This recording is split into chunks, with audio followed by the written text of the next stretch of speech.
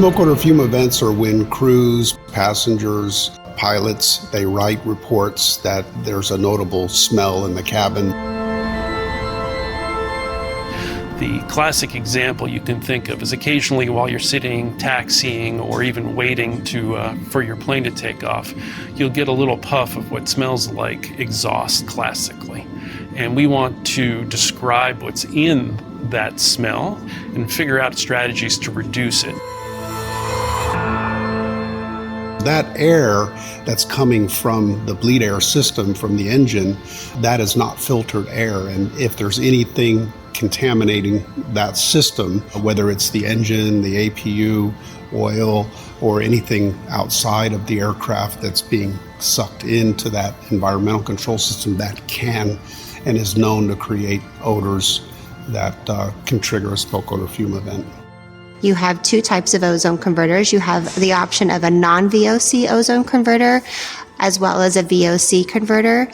And with the complaints here recently that have become more and more familiar with smoke odor fume issues, the VOC converter seems like a product that many operators are interested in to address these issues. From time to time, we get asked if we have anything to do with VOC converters that help to prevent those events. We don't see the events since we are not the airline, we are working for the airline. But we always have customers that ask us, how is it with this VOC function of the ozone converters? Do all the ozone converters have the VOC function? Do they all need the VOC function? And that's a big question we also have internally, because we are thinking about it. How do you measure the VOC function? How do you know that it's the ozone converter is still working, the VOC function of it is still working? Because you still have ozone converters with VOC function and without. Is there really a difference from one to another? And we always get these questions, and that's pretty much what I'm here to get a clearer view on that. This is very important to have a clean air, and that's why we from Lufthansa Technik also are very interested.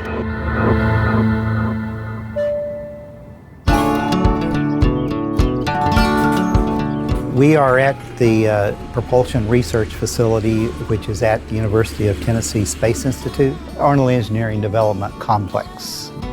Aeroparts contacted us and asked if we could help develop a test bed for evaluating the performance of ozone converters that go on aircraft. Not just to evaluate the performance of ozone, but introduce contaminants upstream of the ozone converter and determine the performance that the converters have in removing those contaminants, and to evaluate ozone converters of different coatings, catalytic coatings inside the converter. Since we're not manufacturing the converters and there doesn't appear to be any kind of a specification that's written that tells anyone really what a VOC converter is supposed to do in terms of reduction of VOC in a reactive state, we were kind of blind and we were really unable to tell the customers if they should consider a VOC converter and if that VOC converter would really help them reduce smoke odor fume events. So we took on the task of doing this testing, and we're trying to pull together real good data so that the customer can make an informed decision on their own whether a VOC converter would help them with their particular situation or not.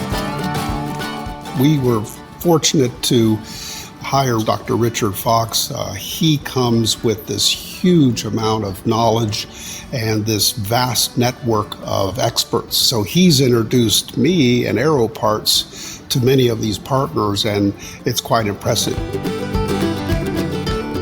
We've brought the mobile lab, so we've brought infrared spectrometers, we've brought chemical ionization mass spectrometers, we've brought gas chromatography instruments and other equipment to measure gases that are being converted. So there's 7 different reagent ions that I'm using today. Some of them are positive, some are negative, and they react with compounds in the air in different ways. So by looking at the products of those reagent ions with the things that you just find in the air, we can tell you how much of each of those things there are in real time. you need to figure out where is trace contamination coming from. We have a PID in that aerotracer, we have an electrochemical cell, we have two metal oxide sensors, and we have a water chemistry IMS that is possible to give us 4 different spectrums. We are combining sensors within one product. So we've got Arnold Air Force Base, who's got the infrastructure, the engine, and all of the technical expertise. Then we've got Fraunhofer, who has done extensive testing and is very intimate in the cabin air quality environment. So they're experts from a lab perspective. We've got Aerodyne, which is world best sensing technology. We've got SIFT, which is sensing technology. And then we've got AirSense, which is sensing technology. So when you actually come here and see who's doing the testing, you kind of get a sense that we've compiled what might be arguably the world's best experts in terms of environmental sensing of what's going on in the air. So all of those should come together and we should have a pretty good solid understanding of what's going in, what's coming out.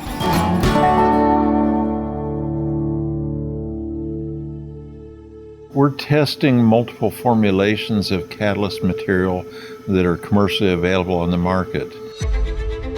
And we're finding there are significant differences between the different formulations, both in the chemistry as well as in the ultrafine particle removal capability of those. And we don't fully understand that. We won't fully understand that until we have all the data, but we can certainly see there are some very interesting things already just by viewing the displays as to how these converters are making a significant reduction in ultrafine particles in the air.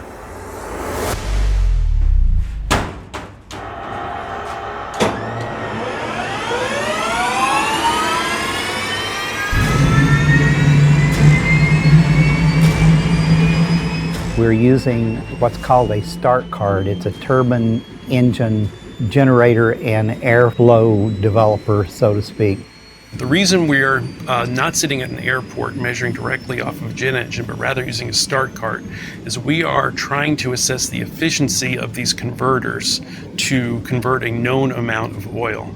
So we need to have a test condition with a known clean source. So by using a start cart, we avoid any potential contamination of oils coming out of an actual jet engine that would make it much more difficult for us to interpret these results. So that's the generation of the airflow to then send down a long tube. We have a section that has injection ports, or ports where we can inject contaminants. And what we are injecting during this test is ozone, oil, isobutylene.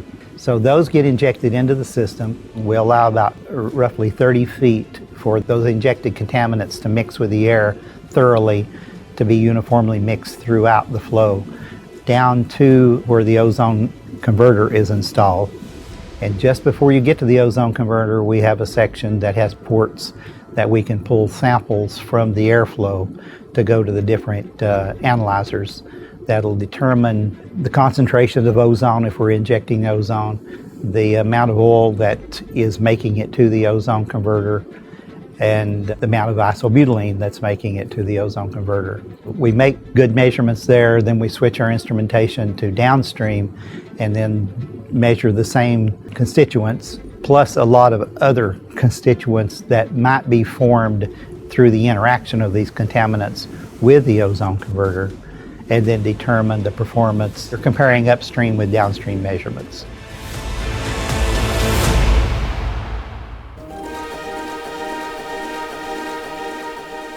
The basic questions we were wanting to answer, one of those first ones was, do we really need an ozone VOC converter? And if you're required to use an ozone converter, then based on the data that we captured, if you're using a non-VOC ozone converter, we found that the products generated are in much higher levels than they were going through the VOC ozone converter.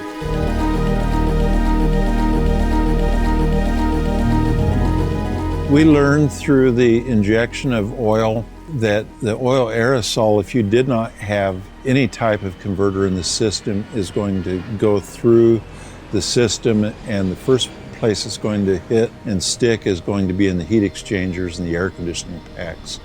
And then when you heat the air conditioning packs, the heat exchangers will heat at various times of the year in different conditions when you need to draw heat. That can be hotter than the bleed air, and that can cause odor when a mixture of moisture and heat are interacting with the aerosol that has settled on the heat exchangers.